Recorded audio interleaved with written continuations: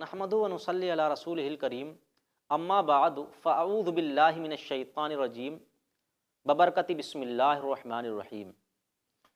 درود شریف پڑھی اللہم صلی علی سیدنا و مولانا محمد معدن الجود والکرم و آلہ و بارک وسلم صلاۃ و سلاما علیک یا رسول اللہ صلاۃ و سلاما علیک یا حبیب اللہ صلی اللہ تعالی وسلم۔ ایک شخص کا یہ سوال آیا تھا کہ حضرت موزوں پر مسح کرنے کا صحیح اور سنت طریقہ، آسان طریقہ بیان فرما دیجیے۔ اس کو کہتے ہیں مسح علی الخفین، موزوں پر مسح کرنا۔ حدیث پاک میں آیا ہے، حضرت مغیرہ رضی اللہ تعالیٰ عنہ صحابی رسول ہیں، روایت فرماتے ہیں کہ اللہ کے محبوب صلی اللہ تعالی وسلم نے موزوں پر مسح فرمایا۔ اللہ کے محبوب صلی اللہ علیہ وسلم نے موزوں پر مسح فرمایا۔ آپ نے عرض کیا یا رسول اللہ صلی اللہ علیہ وسلم، کیا آپ بھول گئے؟ حضرت آپ کیا بھول گئے حضور؟ سرکار فرمایا میں نہیں بھولا، تو بھول گیا، میرے رب نے مجھے اس کا حکم دیا ہے، میرے رب نے مجھے اس کا حکم فرمایا ہے۔ ایک اور حدیث شریف میں ہے جس کے راوی حضرت ابو بکر صدیق رضی اللہ تعالیٰ عنہ ہیں، جو امت میں سب سے افضل ہیں۔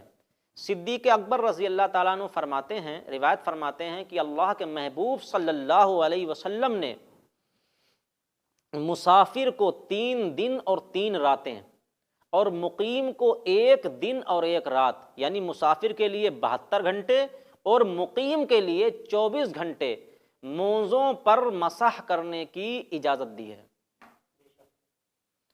بشرطے کہ جب کہ طہارت کے ساتھ ہو۔ تو موزوں پر اب جیسے کوئی شخص موزے پہنے ہو اور وہ پیروں کو دھونا نہ چاہے تو اس کے لیے جائز ہے کہ وہ موزوں پر مسح کرے، لیکن پیروں کو دھلنا یہ بہتر ہے، بشرط کہ اس شرط کے ساتھ کہ وہ موزوں پر مسح کو جائز سمجھتا ہو، کیونکہ موزوں پر مسح کرنے کے بارے میں بہت ساری حدیثیں تواتر کے ساتھ موجود ہیں۔ اب یہ سوال اٹھتا ہے کہ موزے کیسے ہوں؟ ذہن میں آتا ہے کہ موزوں پر مسح، تو مسح علی الخفین سے مراد وہ موزے ہیں کہ جو چمڑے کے ہوں، لیزر کے ہوں۔ آج کل پاک و ہند کے اندر گرمیوں سے بچنے کے لیے، سردیوں سے بچنے کے لیے ہندوستان اور پاکستان کے اندر اکثر و بیشتر لوگ سوتی کاٹن کے کپڑے پہنتے ہیں، تو ان موزوں کے اوپر مسح کرنا جائز نہیں ہے، ان موزوں کے اوپر مسح کرنا جائز نہیں ہے۔ موزے ہونا کتنا چاہیے؟ اب کتنے بڑے سوال ہوتا ہے کہ موزے کتنے بڑے ہونا چاہیے؟ یعنی ٹخنوں تک، گٹوں تک، گٹے چھپے ہوں، سنت یہی ہے۔ اب یہ ہم بتاتے ہیں کہ موزوں پر مسح کرنے کا طریقہ کیا ہے، کہ جیسے مان لیجئے کہ ہم نے اپنے پیروں کے اوپر موزے پہنے ہیں، ہم نے ہمارے پیروں کے اوپر موزے پہننے ہیں۔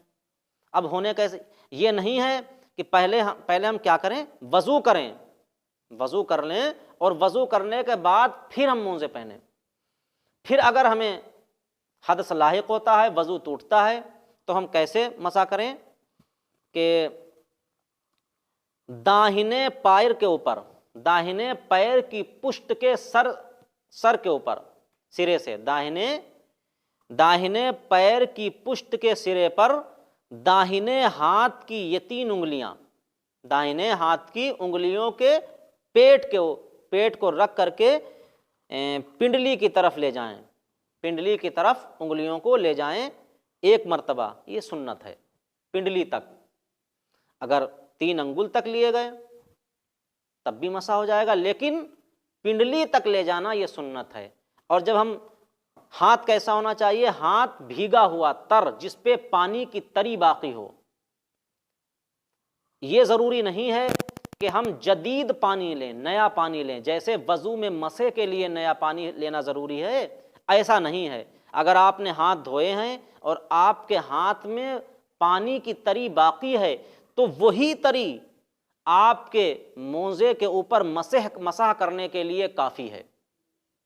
جیسے یہ داہنے ہاتھ کا داہنے پیر کی پشت پر سے ہم نے سرے سے انگلیاں رکھی ہیں اس طریقے سے، اور ایسے پنڈلی کی طرف لے گئے، اور بائیں ہاتھ کی انگلیوں کے پیٹ کو ہم نے بائیں پیر کی پشت کے سرے پر رکھا اور پنڈلی کی طرف لے گئے، اور انگلیاں اس انداز میں لے گا کہ انگلیاں کشاداؤں پھیلی، خوب بھیگی ہوئی ہوں، پنڈلی کی طرف لے جانا یہ سنت ہے۔ پنڈلی کیا ہوتی ہے؟ اب سوال ہوتا ہے کہ پنڈلی کیا ہوتی ہے؟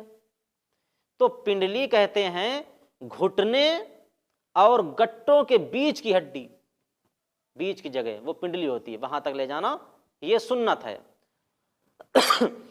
اب مسح علی الخفین یعنی مونزوں پر مسح کرنا، اس میں دو فرض ہیں۔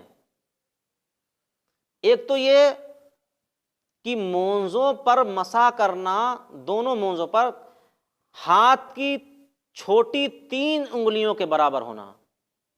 موزہ پر مسح کرنے میں ہاتھ کی چھوٹی 3 انگلیوں کے برابر ہونا۔ دوسرا کیا ہے کہ پیر کی پشت پر ہونا۔ اب 3 انگلیوں کا ہونا کیا مراد؟